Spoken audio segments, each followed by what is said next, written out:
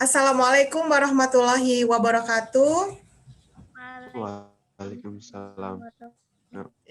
Ya, alhamdulillah. Oke. Alhamdulillah kita bisa ketemu di pagi yang cerah ceria ini, ya kan? Oke. Kita akan membahas LKPD Bioteknologi 3 dan 4 yang merupakan LKPD terakhir ya di bab bioteknologi dan di kelas 12 ini. Oke. Kita mulai aja pertemuan pagi ini dengan bacaan basmalah bersama-sama. Bismillahirrahmanirrahim. Oke. Sehat ya semua ya. Terima kasih Fahrizal, Nafa cantik banget, Mirza cantik, Wina, Tiara, Mursalin, Ridwan, Salma ya. Oke, yang belum siap on cam nggak apa-apa, yang bermasalah juga dengan on cam ya juga nggak masalah ya. Yang penting bisa mendengarkan. Oke, kalau kayaknya tidak memungkinkan untuk hari ini kuis bioteknologi ya, karena jam kedua Ibu harus ngajar di 12 IPS 3. Jadi kuis bioteknologinya diundur hari Selasa depan. Hanya 10 soal dan berisi materi tentang bioteknologi 1, 2, 3, dan 4. Oke, ada Dila dan Najib. Thank you. Kita langsung melihat video dulu ya, video untuk apa? Bioteknologi 3 ya, yaitu tentang apa ya, kultur jaringan tumbuhan ya. Kalau nggak salah kultur jaringan tumbuhan deh, kita lihat.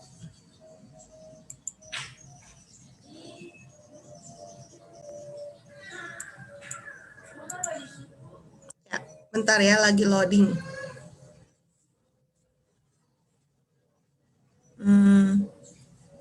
Yang lain pada kemana ya? Makin lama makin dikit saja penggemarnya.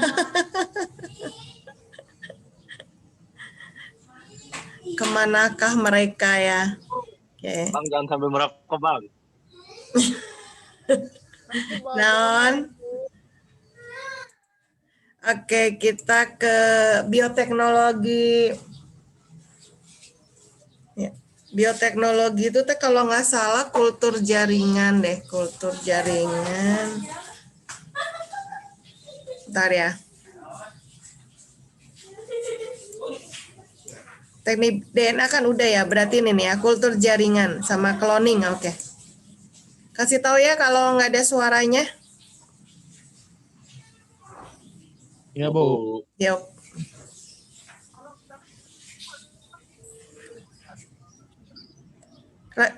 Revaldi kok nggak ada ya? Ruby, Revaldi. Udah ada suaranya? Ya. Hai, Assalamualaikum warahmatullahi wabarakatuh. Ketemu lagi dengan saya, Weti Dwiuningsih. Kali ini kita masih membahas bab bioteknologi kelas 12, yaitu pada materi bioteknologi modern, kultur jaringan tumbuhan. Oke, disimak baik-baik ya. Akan kita bahas kali ini adalah kultur jaringan tumbuhan. Apa itu kultur jaringan tumbuhan? Kultur jaringan tumbuhan merupakan teknik perbanyakan tanaman secara vegetatif tidak kawin, buatan yang didasarkan pada sifat totipotensi atau regenerasi sangat tinggi pada tumbuhan. Nah, bila kalian pernah melihat ada botol yang di dalamnya ada tanaman, itu adalah produk dari kultur jaringan tumbuhan. Sel tumbuhan mempunyai organel plasmodesmata yang terdapat pada dinding sel yang berfungsi untuk totipotensi, artinya mempunyai daya regenerasi sangat tinggi. Prinsip kultur jaringan adalah menumbuhkan jaringan maupun sel tumbuhan dalam suatu media buatan secara aseptik, suci hama dan penyakit.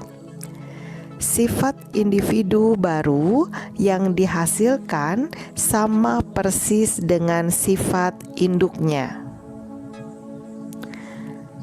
Nah, bagian tumbuhan yang ditumbuhkan atau dikulturkan dalam media kultur disebut eksplan. Media yang biasa digunakan dalam kultur jaringan tumbuhan adalah media agar-agar yang diberi tambahan unsur hara dan vitamin serta hormon pertumbuhan.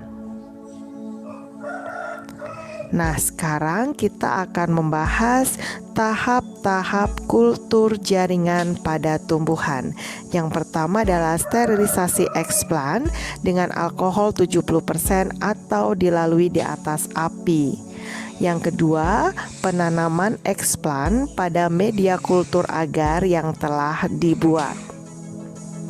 Tahap kultur jaringan tumbuhan yang ketiga adalah meletakkan botol yang berisi eksplan dalam ruangan yang suhu dan penyinaran terkontrol sehingga terbentuk kalus atau perbanyakan sel. Yang keempat adalah subkultur dilakukan beberapa kali sampai kalus tumbuh menjadi plantlet atau tanaman kecil. Yang kelima, plantlet dikeluarkan dari botol dan akarnya dibersihkan dengan air bersih dan mengalir, kemudian ditiriskan.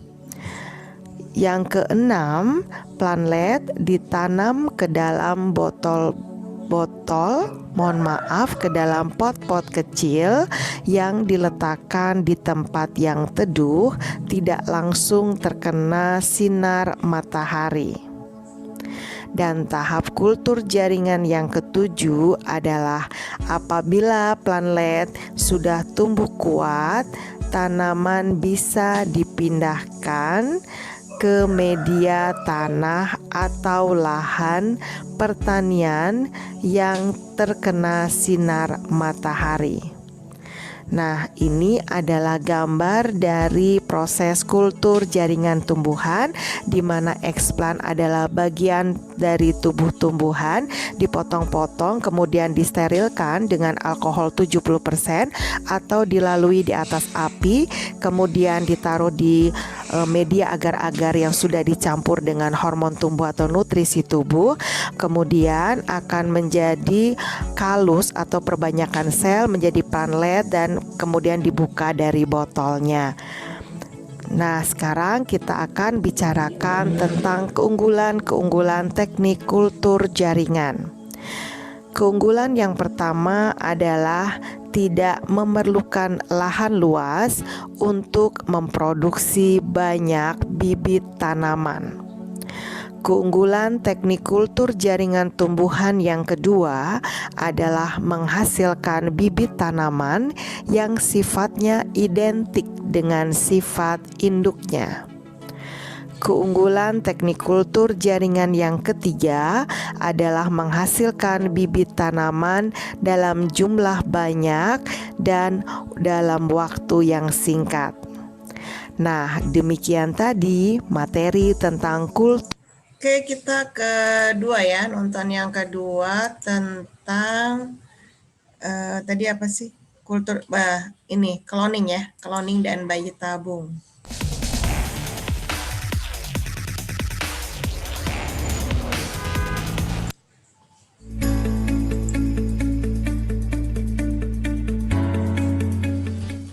Hai, Assalamualaikum warahmatullahi wabarakatuh. Ketemu lagi dengan saya Weti Tuyuningsi. Kali ini kita masih membahas bab kelas 12 bioteknologi pada materi bioteknologi modern, cloning dan bayi tabung. Oke, disimak baik-baik ya. Yang akan kita bahas kali ini adalah cloning. Kalian tahu nggak apa itu cloning? Cloning atau transplantasi atau pencangkokan nukleus atau inti sel digunakan untuk menghasilkan individu yang secara genetis sama persis dengan induknya. Cloning dengan cara memasukkan inti sel atau nukleus sel tubuh donor ke sel telur yang telah dihilangkan inti selnya. Sel telur atau ovum tersebut diberi kejutan listrik atau zat kimia untuk memacu pembelahan sel. Jadi sel telurnya di dalamnya ada nukleus inti sel dari sel tubuh donor. Ketika klon embrio telah mencapai tahap yang sesuai, embrio dimasukkan ke rahim hewan betina lainnya yang sejenis. Hewan tersebut akan mengandung embrio yang ditanamkan dan akan melahirkan anak hasil cloning. Nah, kalau kalian melihat gambar di sini contohnya adalah domba doli, sel tubuhnya diambil dari sel tubuh donor domba doli, diambil intinya, kemudian sel telur dihilangkan intinya, kemudian inti dari sel tubuh tadi dimasukkan ke dalam sel ovum. Setelah itu diberi kejutan listrik akan menghasilkan embrio, dan embrio ini ditanamkan di rahim pada betina sehingga betina tersebut dapat mengandung dan melahirkan domba doli hasil cloning. Nah, selanjutnya kita akan membahas teknik bayi tabung. Teknik bayi tabung bertujuan untuk membantu pasangan suami istri yang sulit memperoleh keturunan. Nah, pembuahan pada bayi tabung terjadi di luar tubuh induk betina atau yang kita sebut dengan fertilisasi in vitro. Sel telur atau ovum yang telah dibuahi akan membentuk embrio. Selanjutnya, embrio ditanamkan atau diimplantasi pada rahim seorang wanita yang diambil sel telurnya. Kemudian, embrio tersebut tumbuh menjadi anak yang siap dilahirkan. Nah, kita bisa lihat bahwa fertilisasinya terjadi di luar ya. Jadi sel ovum diambil, kemudian disatukan dengan sel sperma di luar, akan membentuk embrio. Kemudian embrio itu ditanamkan atau diimplantasi di rahim. Selanjutnya wanita tersebut hamil dan melahirkan anak hasil dari bayi tabung. Dan biasanya untuk penempelan embrio lebih dari satu supaya kita bisa melihat keberhasilannya. Nah, demikian tadi materi tentang cloning. Oke, kita sudah menonton 2 video, kita langsung bahas ya. Alhamdulillah tambah banyak ya. Oke, kita langsung bahas LKPD Bioteknologi 3. LKPD Bioteknologi 3.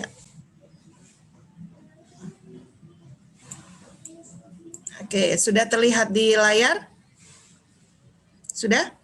Sudah. Oke, sip.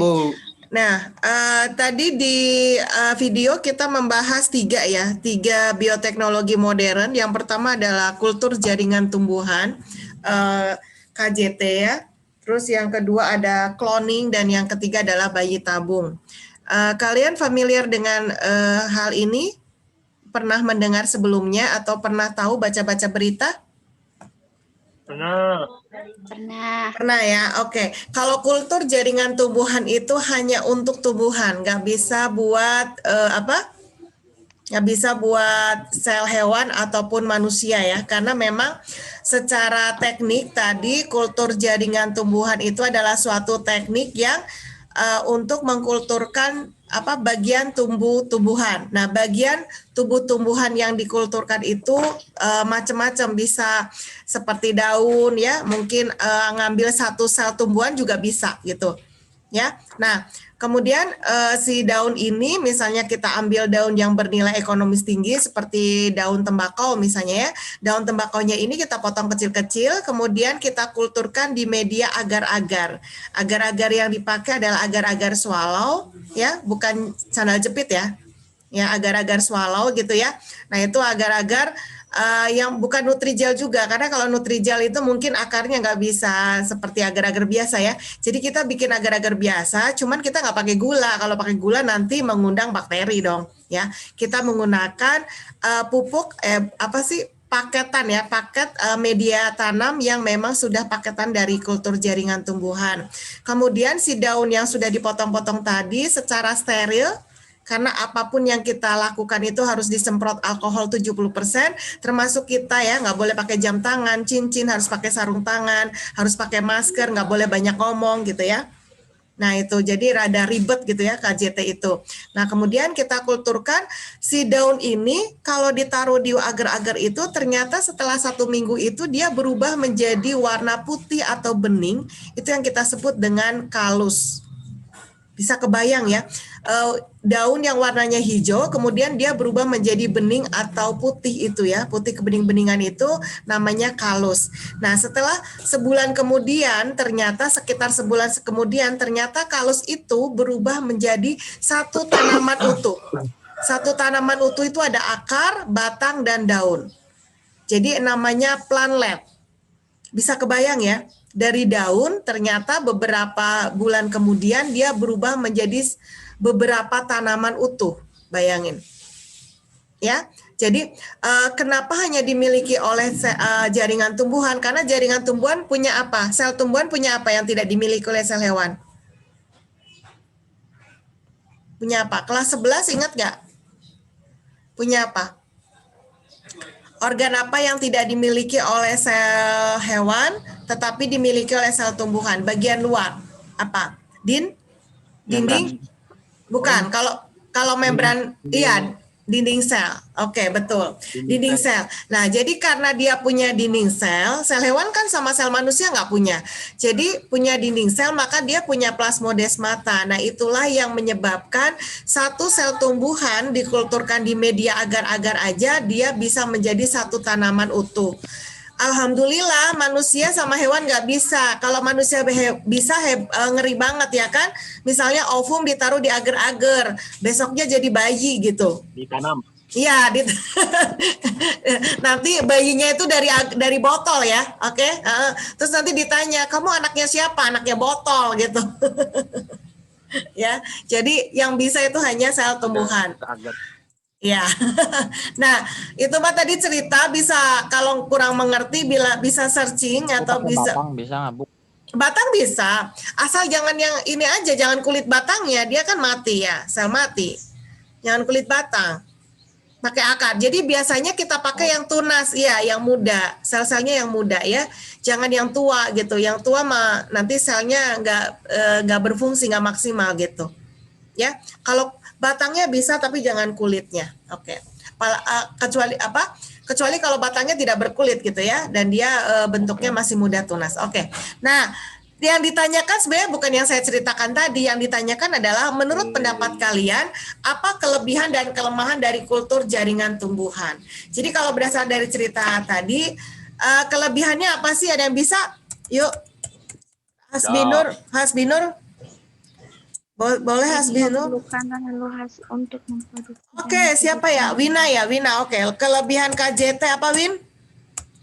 Satu? Oh, bentar, Bu. Tidak memiliki lahan luas untuk memproduksi banyak bibit tanaman. Kelebihannya apa? Tidak memerlukan lahan luas. Oh iya, tidak memerlukan lahan luas. Iya, ya. Lahan luas, tidak memerlukan lahan luas, udah? Untuk memproduksi banyak bibit tanaman. Oke, untuk memproduksi banyak bibit tanaman. Iya, karena kan butuhnya pakai botol ya, terus lab gitu ya. Jadi bisa ditumpuk-tumpuk ya. Oke, yang kedua kelebihannya? Menghasilkan bibit tanaman yang sifatnya identik dengan ya, sifat induknya. menghasilkan bibit tanaman yang sifatnya identik ya. Identik itu artinya apa? Sama ya dengan sifat induknya. Kenapa dia identik? Karena ini adalah perbanyakan secara kawin atau tidak kawin. Kawin nggak ini? Perbanyakan kultur jaringan itu kawin nggak? Karena hasil selnya sama. Iya, iya selnya sama. Ya tidak ya. Berarti kalau tidak kawin itu namanya vegetatif atau generatif? Vegetatif. Ya, vegetatif. Oke, vegetatif gitu ya. Oke, ada lagi nggak kelebihan KJT?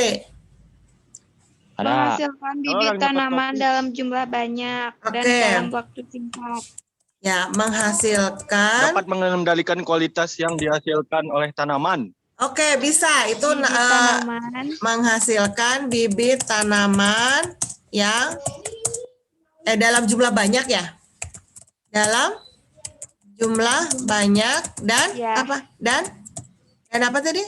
Banyak.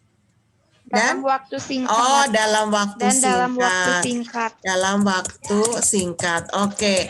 Kalau tadi kualitasnya terjamin, iya betul. Karena kita akan mengkulturkan tanaman yang memang kita tahu kualitasnya bagus dan itu pasti sama sifatnya gitu ya. Jadi bukan kayak perkawinan. Kalau perkawinan kita kawinkan tanaman A dengan tanaman B, kita nggak ngerti tanaman C-nya bagus apa enggak gitu kan.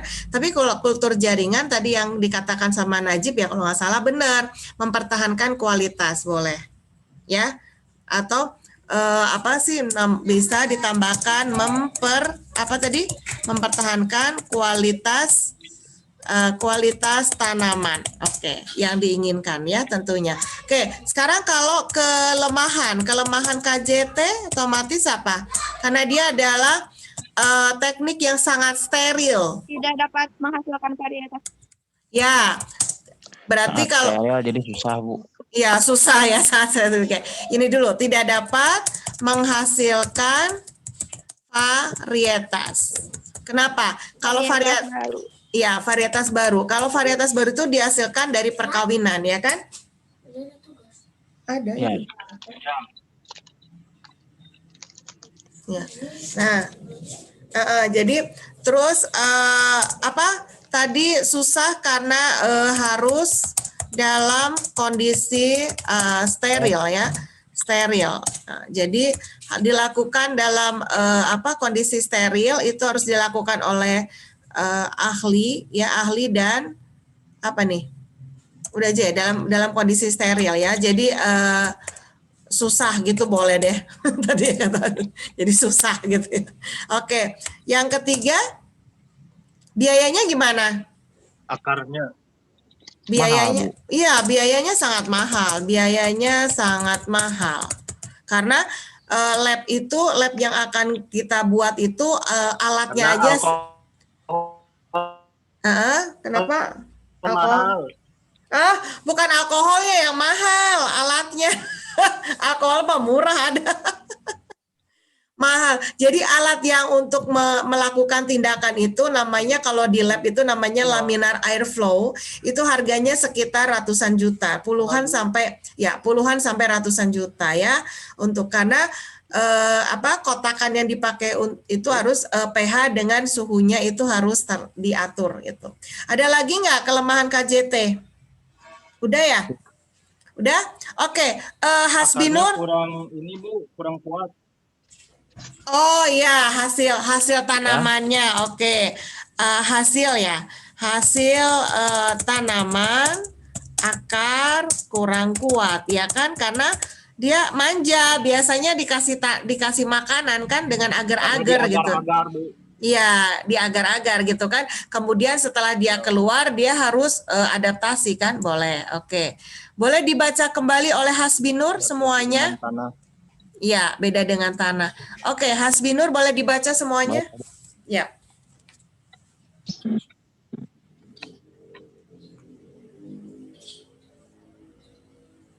Hasbinur?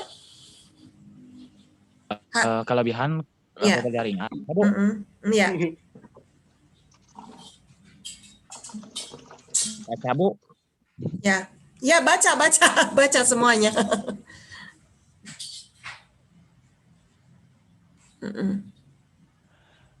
Kelebihan kultur jaringan yang pertama tidak memerlukan bahan produksi banyak bibit tanaman. Dua, menghasilkan bibit tanaman yang sifatnya identik dengan sifat induknya. Tiga, menghasilkan bibit tanaman dalam jumlah banyak dalam waktu singkat. Empat, mempertahankan kualitas tanaman. Kelemahan kultur jaringan, pertama, tidak dapat menghasilkan varietas baru. Yang kedua, harus dalam kondisi stabil. Tiga, biayanya mahal. Yang keempat, hasil tanaman akarnya kurang kuat. Oke, sip. Thank you, Hasbinur. Saya pause ya. Oke, sudah di screenshot atau dicatat? Sudah? Oke, sudah. Oke, saya pause ya. Oke, sip. Nah, sekarang yang nomor 2 nih, siapa nih? Tahu nggak cloning itu apa? Cloning itu apa? Tadi contohnya gimana? Sinta, ya, Sinta. Cloning, ditulis. Cloning adalah apa? Menggandakan. Duplikat. Gimana? Cloning, Wina mungkin? Cloning? Pengertian cloning apa? Pertransferan atau pencangkokan. Gimana? Pencangkokan? Pencangkokan apa? Inti ya? Pencangkokan nukleus. Ya, inti sel atau nukleus. Gibson. Terus? Pencangkokan Gunakan untuk menghasilkan. Gunakan untuk menghasilkan individu yang secara genetik yang secara genetik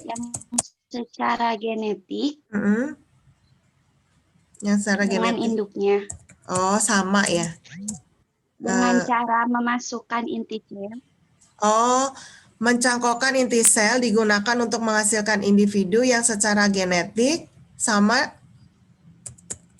dengan siapa? Gimana, Wina? Induknya. Oh, sama dengan induknya. Oh, gitu. Pencangkokan inti sel yang digunakan untuk menghasilkan individu yang sama dengan individu donor ya, individu donor. Oke, jadi kalau di video tadi, terima kasih Wina, saya ngerti. Jadi kalau di video tadi disebutkan bahwa contohnya adalah domba doli ya kan? Misalnya kita punya bibit kualitas domba yang bagus, kita ingin mengkloning ya. Jadi kalau perkawinan kan, kalau dikawinkan belum tentu nih kita menghasilkan yang serupa kita inginkan gitu ya. Maka domba yang kualitasnya bagus itu kita ambil sel tubuhnya, betul kata Wina tadi. Sel tubuhnya kita ambil ya, tapi sel tubuhnya itu nanti kan ada intinya. Intinya itu kalau sel tubuh haploid atau diploid. N atau 2N? 2N. Iya, 2N. Kalau 2N itu kan semua sifat sudah ada di situ ya. Nah, maka inti sel dari sel tubuh yang 2N ini kita ambil dan kita suntikan ke dalam sel ovum. Sel ovum betina itu. Jadi nggak pakai kawin. Jadi ngambil sel ovumnya betina, inti selnya dihilangkan. Nah, diganti inti sel somatis atau sel tubuh domba yang bagus tadi. Boleh jantan, boleh betina gitu. Ya, kalau yang dimasukkan adalah domba jantan ya jadi jantan. Kalau domba betina ya jadi betina gitu. Nah, sekarang itu domba doli. Kalau ditanya, kalau menurut kalian apakah manusia dapat dikloning? Kalau iya coba jelaskan. Ada yang mau ngomong? Delia Bisa. mungkin? Oh, Hasbinur bisa. Bisa menjelaskan? Menurut saya cloning pada manusia dapat dilakukan dengan cara gimana? Caranya gimana, Has? Misalnya nih, Hasbinur ngambil sel tubuh dari manusia, Bu. Oke, mengambil sel tubuh dari manusia. Jadi misalnya nih ya, saya ingin punya anak Hasbinur. Pokoknya Hasbinur. Iya, iya. Iya, tapi tidak, kayaknya dulu kelas 10 pernah diomongin ya. Oke. Jadi bukan sifat dari saya, bukan sifat dari saya. Jadi saya nggak mau anak saya itu ada sifat dari saya sedikit pun. Maka satu-satunya jalan adalah dengan cloning. Nah, kebetulan saya pengennya Hasbinur. Berarti yang saya lakukan adalah sel ovum saya diambil, ya kan? Sel ovum diambil intinya. Ya. Kenapa diambil intinya? Karena sel ovum itu intinya N atau haploid, N atau 2N. Hah? Iya, N kan? N. Sel ovum kan setengahnya. Jadi sel Sel ovum saya berarti ada setengah sifat saya. Padahal saya nggak mau anak saya ada sifat saya, ya kan?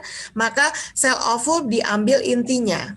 Berarti sel ovum saya kosong. Kemudian kita ambil sel tubuh atau sel somatik individu donor, ya, individu yang diinginkan sifatnya, ya, diambil apanya? Diambil inti selnya. Berarti berapa N? 2. Ya, 2N. Ya, inti selnya 2N. Nah, kemudian inti sel tubuh yang 2N ini, ya, disuntikan ke mana? Ke sel ovum. Iya, jadi sel ovum saya itu nanti isinya menjadi sel ovum yang ada intinya 2N. Kalau 2N itu berarti sudah bisa menjadi zigot. Berarti menjadi zigot karena ovumnya jadi 2N. Kemudian zigot mengalami embryogenesis. Oke, berubah menjadi morula, blastula, gastrula. Ya, setelah itu ditempelkan di rahim wanita tersebut, ya kan? Akhirnya saya hamil, melahirkan, keluarlah bayi Hasbinur. Jelas. Hasbinur bayi tabung. Iya. Bukan bayi tabung, ini mah cloning lebih parah, lebih parah. Ya, tapi kalau dari, ya, bukan saya katakan lebih parah, kenapa? Coba, bisa nggak kalian bayangkan kalau cloning ini dilegalkan untuk manusia?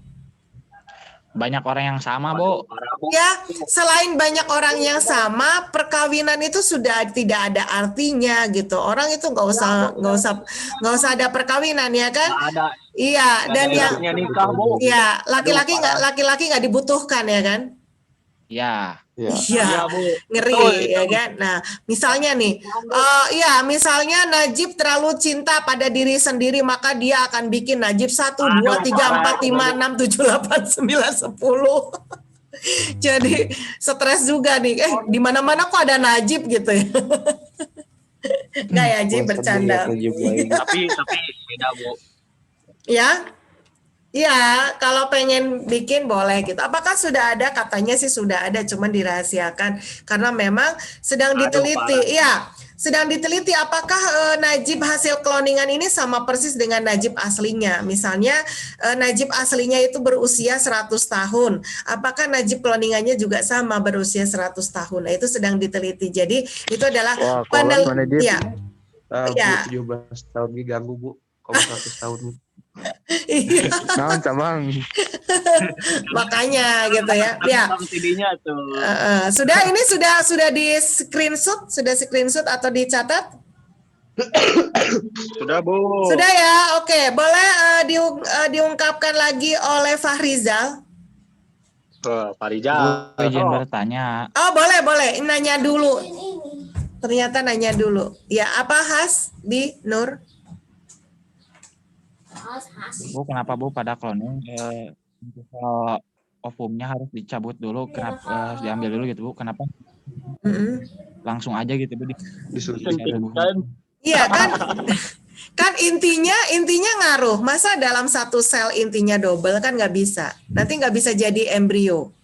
Jadi ovum itu hanya sebagai tempat. Makanya diambil dulu setengah ya, Bu. Iya, diambil dulu karena inti selnya harus dibuang karena cloning itu hanya berasal dari satu sel tubuh, inti sel tubuh gitu. Jadi kalau ovumnya masih ada ovumnya masih ada intinya, nanti bingung nggak jadi embrio. Masa nanti ada 3N triploid, masa kayak semangka gitu. Jelas ya? Ya, jadi intinya harus 2N. Tapi nggak apa-apa, pertanyaan bagus. Oke, Farizal coba diungkapkan kembali. Dulu ketemu. Yuk. Cloning merupakan mencangkupkan inti sel yang digunakan untuk menghasilkan individu yang sama dengan individu pendonor. Terus?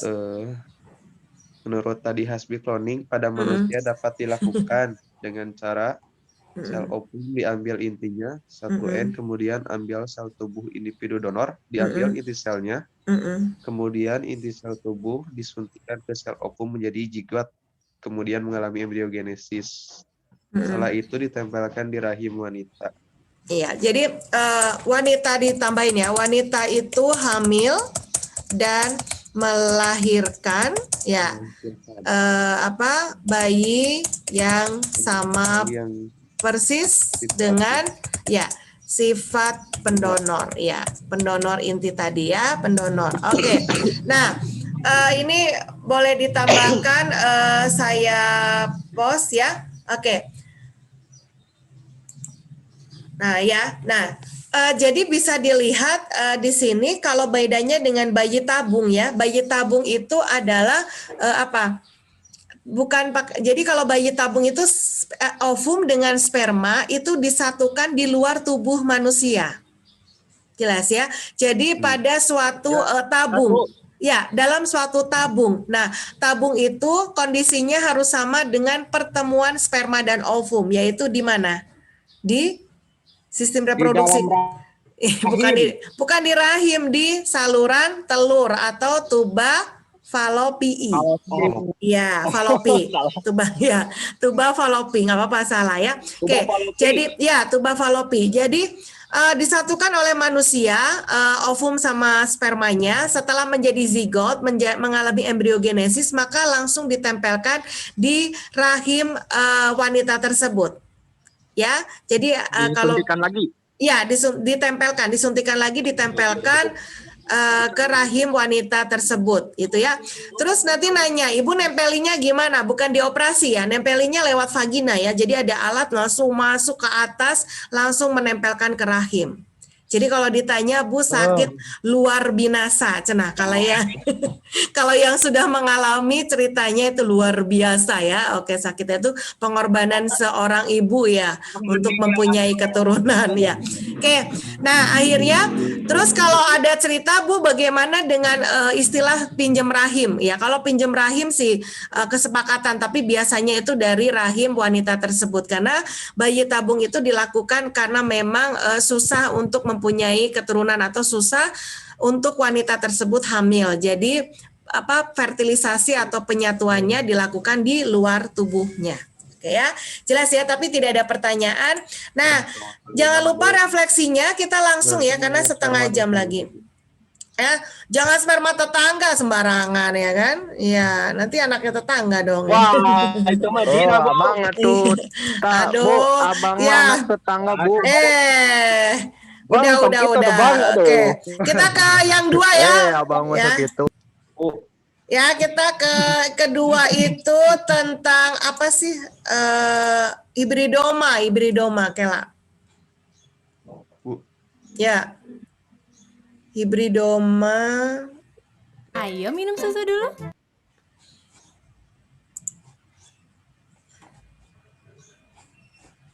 Sebentar. Tentang hibridoma. Mana hibridoma? Kalau dua hewan dikawinkan bakal gimana, Bu? Kalau dua hewan gimana, saya? Misalkan anjing kucing dikawinkan, bakal ngelahirin hewan baru itu. Parah. Loh, tapi nggak apa-apa.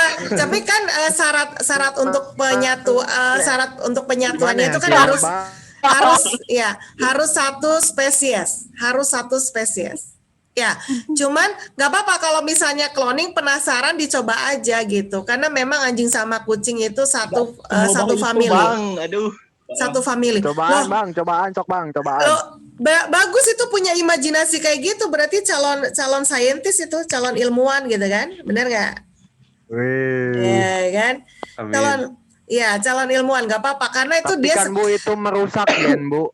Loh, ya namanya juga penasaran kok ya. Asal jangan ke manusia aja. Manusia sama monyet gitu jangan gitu ya. Nantinya kalau bisa membahayakan gimana?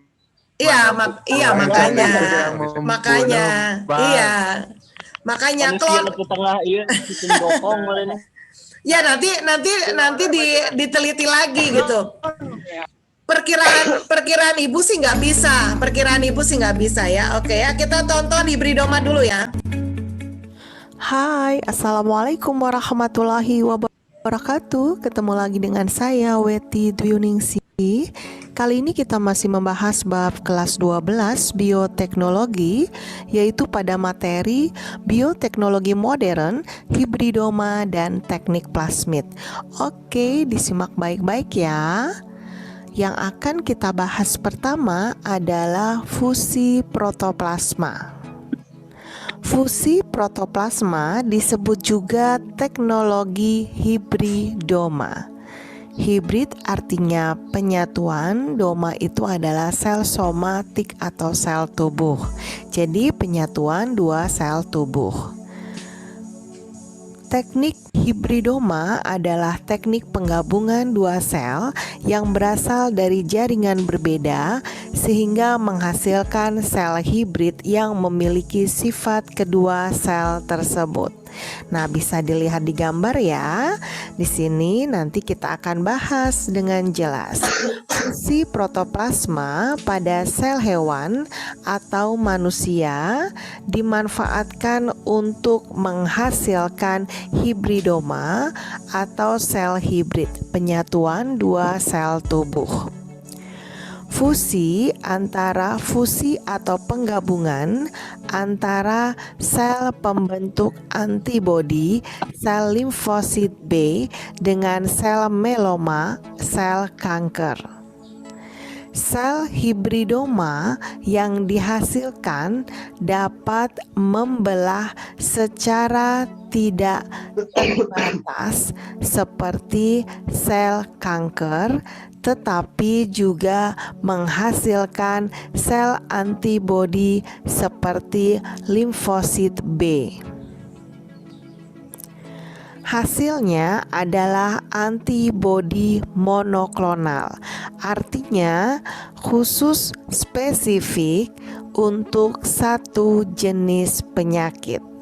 Nah, kita bisa melihat di gambar ya. Di situ kita menggunakan tikus yang diambil sel tubuhnya, sel antibodinya, kemudian ditambah dengan sel kanker yang akan menghasilkan dua sel yang menjadi satu, yaitu hibridoma. Jadi sel antibodi akan berkembang terus-menerus seperti sel kanker, maka akan menghasilkan antibodi monoklonal.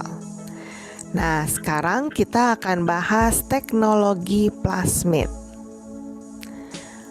Apa itu plasmid? Plasmid adalah lingkaran DNA yang terdapat pada bakteri. Alasan plasmid dijadikan sebagai vektor DNA atau pembawa gen karena plasmid bisa berpindah dari satu bakteri ke bakteri yang lain. Yang kedua, karena plasmid dapat berkembang biak ikut pembelahan induknya atau pembelahan bakteri. Contoh aplikasi penggunaan teknologi plasmid yang telah dikembangkan adalah pembuatan atau produksi insulin secara besar-besaran. Hormon insulin yang dihasilkan oleh pulau Langerhans atau pankreas yang berfungsi untuk mengubah glukosa darah menjadi glikogen atau gula otot, sehingga bila orang kekurangan hormon insulin akan mengakibatkan diabetes mellitus. Nah, ini pembuatannya menggunakan teknik rekombinasi DNA. Teknik plasmid pembuatan insulin. Nah, bisa kita lihat bahwa di sini ada sel Purulangers atau sel pankreas kita ambil, kemudian kita memotong DNA insulin dengan menggunakan enzim endonuklease restriksi atau enzim yang dijadikan sebagai gunting DNA. Kemudian menempelkan DNA insulin ke DNA plasmid dengan menggunakan enzim ligase atau kita sebut sebagai lem DNA, sama-sama depannya L ya, ligase lem. Gen manusia dan plasmid yang telah menyatu membentuk lingkaran plasmid ini disebut kimera atau DNA rekombinan. Selanjutnya, kimera dimasukkan ke dalam bakteri Escherichia coli atau dikenal dengan E. coli dan ikut berkembang biak, terjadi pembelahan ya, sehingga dihasilkan banyak plasmid. Nah, selanjutnya hormon insulin siap dipanen. Oke, demikian tadi materi yang kedua ya. Yang kedua tentang mikroorganisme.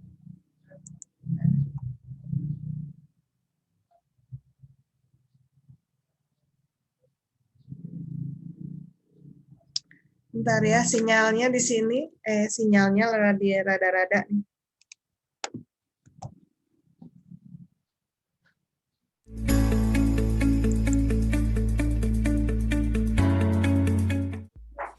Hai, Assalamualaikum warahmatullahi wabarakatuh. Ketemu lagi dengan saya, Weti Dwiningsi. Kali ini kita masih membahas bab kelas 12 bioteknologi, yaitu pada materi bioteknologi modern, peranan mikroorganisme dalam bioteknologi. Oke, disimak baik-baik ya. Yang akan kita bahas pertama adalah mikroorganisme sebagai pembasmi hama tanaman. Bakteri yang hidup sebagai parasit pada jenis organisme saja dan tidak mengganggu atau merugikan organisme jenis lainnya dapat dimanfaatkan dalam bioteknologi pembasmian hama atau dikenal dengan istilah biological control. Contohnya adalah bakteri hasil rekayasa genetika yang disebut sebagai bakteri Minimus, merupakan keturunan dari Pseudomonas.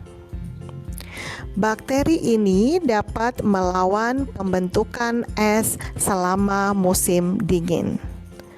Contoh yang lain adalah bakteri Bacillus thuringiensis atau yang dikenal dengan BT yang patogen terhadap ulat hama tanaman. Jadi kita bisa melihat bahwa bakteri ini akan ditanamkan di tanaman, kemudian ulatnya akan makan dan ulatnya tersebut akan mati dengan sendirinya. Selanjutnya kita akan membahas peranan mikroorganisme dalam mengatasi pencemaran. Penanganan limbah oleh mikroorganisme yang mampu menghasilkan gas hidrogen. Mikroba tersebut adalah Clostridium buthyrium. Nah, ini adalah gambar dari Clostridium buthyrium. Bakteri ini akan mencerna dan menguraikan gula serta menghasilkan gas hidrogen. Gas ini dapat digunakan sebagai bahan bakar yang tidak menimbulkan polusi. Nah, selanjutnya kita akan membahas mikroorganisme sebagai pemisah logam dari bijinya. Bakteri Thiobacillus ferrooxidans mengoksidasi senyawa besi belerang atau besi sulfida. Nah, ini adalah bakteri Thiobacillus ferrooxidans. Bakteri ini termasuk jenis bakteri hemolitotrop atau bakteri pemakan batuan. Bakteri Thiobacillus juga dapat digunakan untuk memperoleh logam berkualitas tinggi seperti emas, gallium, mangan, kadmium, nikel, dan uranium. Oke, demikian tadi materi tentang peranan mikroorganisme dalam bioteknologi. Oke, sudah dua-duanya kita stop share dan oke, alhamdulillah banyak ya. Ya, kelas lain mah udah di bawah 10 ini. Oke, kita ke share screen LKPD Bioteknologi 4. Ya. Ya, sudah terlihat? Sudah ya? Oke. Bioteknologi 4 kita ngomongin tentang hibridoma dan teknik plasmid. Kemudian ada peran mikroorganisme dalam bioteknologi. Ya, kita langsung aja deh. Setelah melihat video, coba kalian ceritakan kembali hibridoma. Bisa menghasilkan antibodi monoklonal. Ada yang bisa bantu jawab biar cepet? Come on. Siapakah? Alfi katanya. Alfi mana? yang nyuruh teman berarti pengen jawab nih. Fahrizal, ayo Pak Rizal. Hibridoma? Enggak pengen. Enggak pengen. Ayo dong bantuin siapa nih? Siapa cepetan? Hibridoma? Kalau tadi ngelihat hibridoma, bareng aja ya. Hibridoma berasal dari, ini adalah penyatuan dua sel soma. Ya, penyatuan dua sel somatik. Penyatuan dua sel somatik. Dari organ. Oke, sel tubuh ya. Yang gimana? Yang asal dari. Yang gimana Delia? Yang sama atau beda? Oh, penyatuan dua sel somatik tubuh yang sama atau beda? Gimana?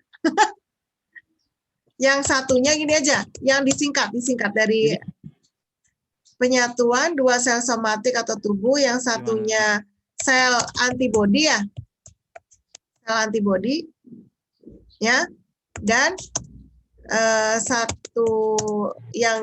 yang gimana sih ya? Dan kok berarti berantakan gini?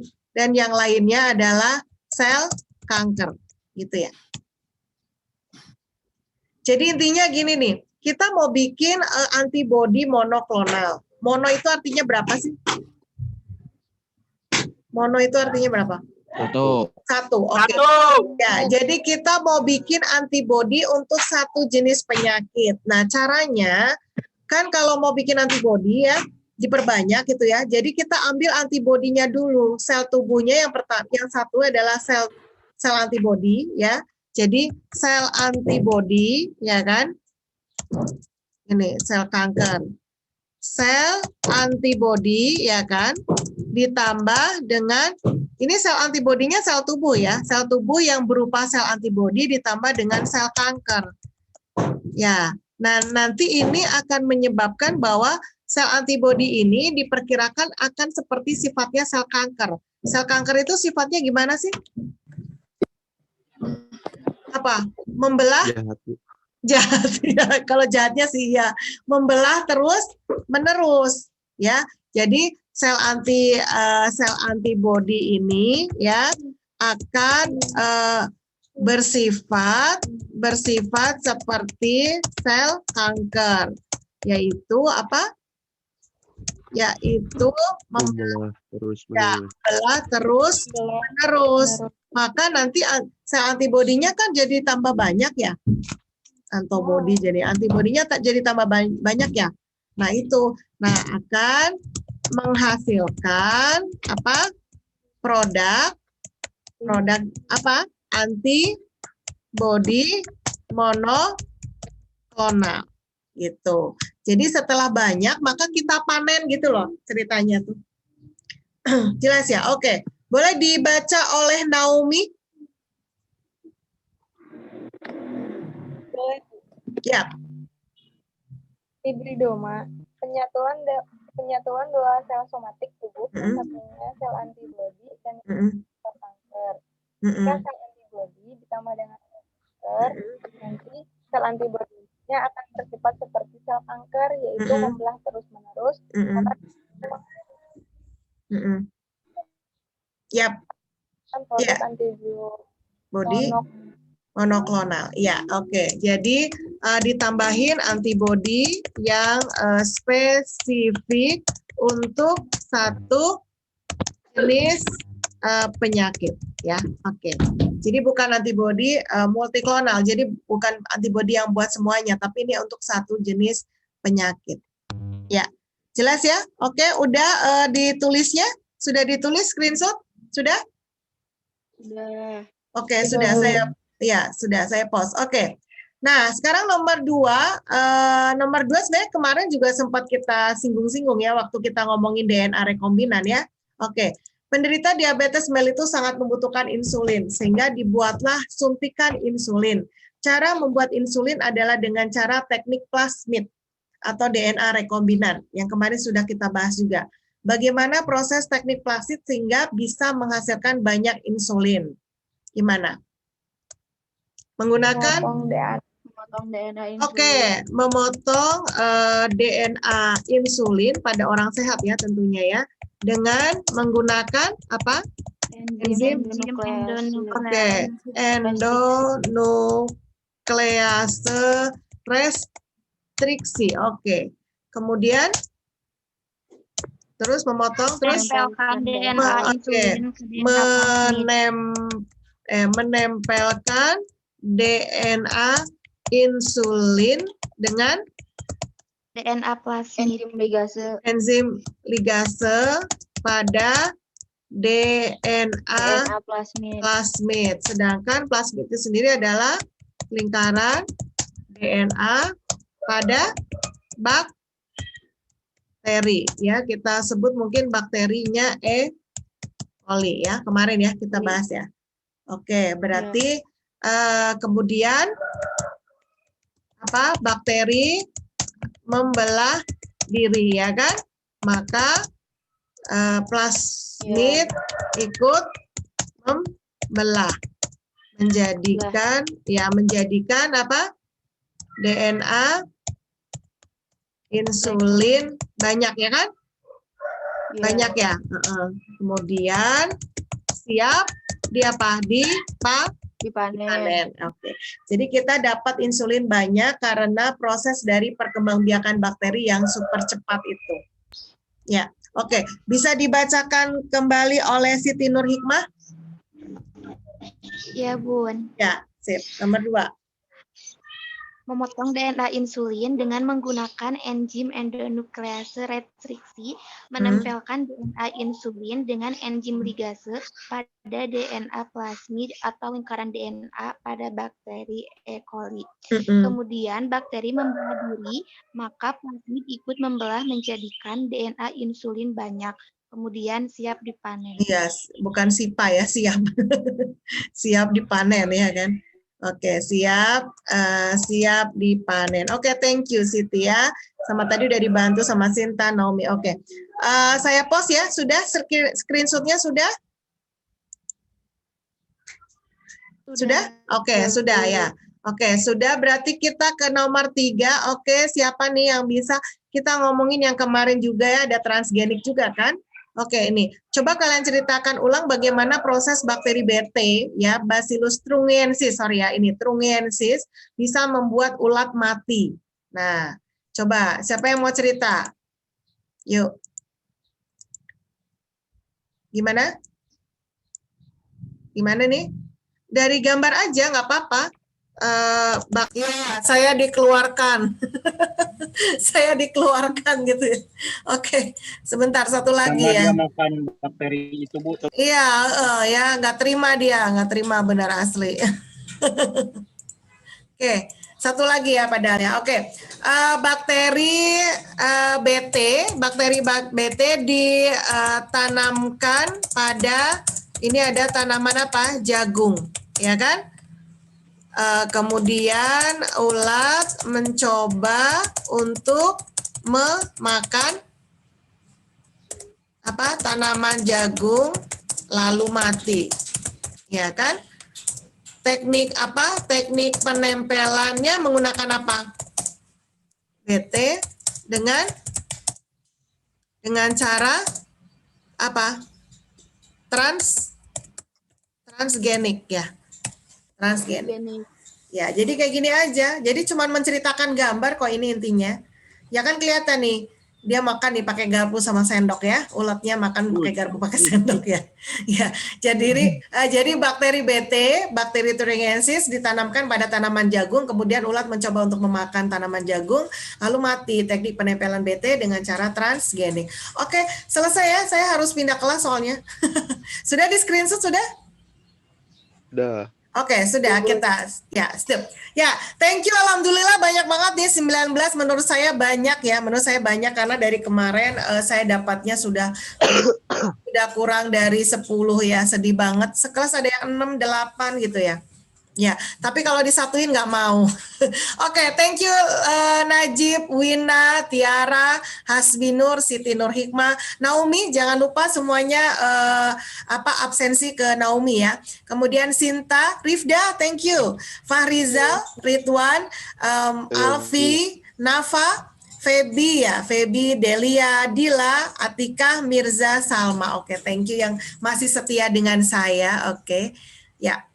Terima kasih. Ya, terima kasih. Nah, sebenarnya di GC Ibu sudah upload untuk praktikum. Praktikumnya masih kelompoknya sama dengan yang kemarin, yaitu melakukan praktikum apa sih? Bioteknologi ya. Di situ nanti ada ya, bukan bayi tabung ya. Ada tiga stimulus atau 3 praktikum yang wajib kalian pilih ya. Kemudian kalian berpelajari dan kalian baca aja perintahnya ada semua di video saya, yaitu video praktikumnya sudah diupload di Google Classroom. Saya kasih waktu 2 minggu. Oke, untuk Selasa depan kita akan ada kuisis bioteknologi insya Allah, kemudian kita akan bahas soal ujian sekolah. Ya, yang nantinya bulan depan kalian sudah melaksanakan ujian sekolah secara online. Cuma waktunya belum dirapatkan ya, belum ada keputusan. Kalau tugas yang lainnya nyantai aja. Untuk biologi saya sudah mendapatkan banyak nilai dari kalian, jadi saya tidak perlu untuk memberikan tugas banyak lagi karena sudah banyak gitu. Sudah banyak tugas-tugas yang kemarin. Jadi saya akan mengambil kalau ada ujian praktek, saya akan ngambil nilai-nilai praktikum yang telah kalian lakukan ya. Kemudian kalau untuk portofolio saya akan mengambil catatan-catatan yang sudah kalian buat. Ya, yang ada di Google Classroom. Jadi kalian tinggal kerjakan apa yang saya suruh saja. Terakhir ini adalah LKPD yang terakhir, bioteknologi 3 dan 4, dan praktikum yang terakhir, praktikum bioteknologi konvensional. Kalau sudah semua ya sudah, kalian aman, tinggal melaksanakan ujian sekolah dan tinggal menunggu kelulusan. Siap? Ya, siap ya. Jadi nggak usah berpikir macam-macam. Oke, kita akhiri dengan bacaan hamdalah bersama-sama. Alhamdulillahirabbil alamin. Ya, tetap semangat, jaga kesehatan. Jangan lengah karena bulan depan adalah bulan berat sebenarnya menurut saya buat kalian. Hati-hati nanti tugas banyak menumpuk ya, tugas banyak yang dikasih sama guru-guru untuk mengejar nilai kelulusan kalian. Hati-hati nanti pasti banyak yang kena jerawat, batuk pilek nggak sembuh-sembuh, menstruasi berantakan ya kan? Ya. Karena mikirin tugas ya. Aduh. Jadi karena mikirin tugas, oke ya. Iya. Oke, jadi jangan kerja sendiri dan jangan kerja sempurna, terlalu sempurna ya. Yang penting kamu kerjakan sesuai dengan tugasnya dan sesuai waktunya, itu aja ya. Terus jangan lupa tetap punya banyak teman supaya kalian tidak kerja sendiri. Jangan stres sendiri, bagi-bagi kalau stres ya. Oke? Jelas ya? Oke. Ya, Jangan nolep. ya, saya Iris, saya minta maaf, terima kasih semuanya. Saya Iris, saya minta maaf. Wassalamualaikum warahmatullahi wabarakatuh. Dadah, thank you. Nah, Terima kasih Bunda. ya, sama-sama. Dah. Oke. Yo, dah.